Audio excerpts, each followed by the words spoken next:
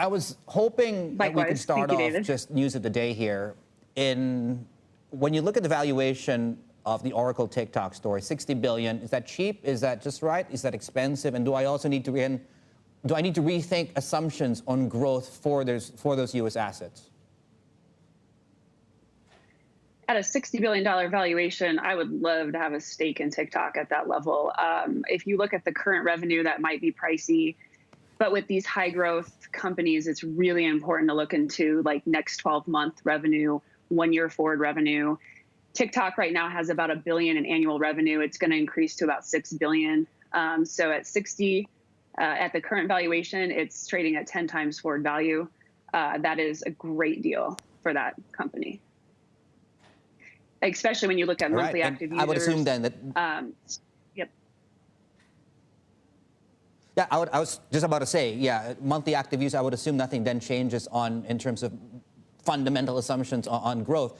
That takes us, I guess, into the broader story. I mean, NASDAQ last week and the week before, a week prior, underperforming. It could be the end of the growth versus value stock. Who knows, really? But help us understand now, for investors, the tech trade, the internet trade becomes a little bit more nuanced. What would you still be buying at this point in time? Zoom video to me is sitting right under everyone's nose. I mean, this company is almost 10 years old, and it was already firing on all the cylinders, 100% revenue growth. It re-accelerated to 350%. I mean, we haven't seen this in your lifetime or my lifetime, and we may not see that over the next decade. That is phenomenal product market fit. It's because the product is so viral. I mean, that's a big number to put up. So for me, it's sitting right there in plain view. Beth, how important is it to break down these tech sectors now into certain categories, and which categories are looking more attractive as there is this concern over stretched valuations in the space?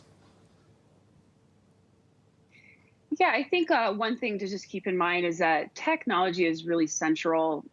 We're seeing the world's largest economies fight with tech as the battleground.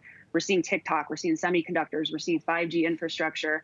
So to compare it with the dot-com boom and bust, those valuations, it's actually not a great way to look at it.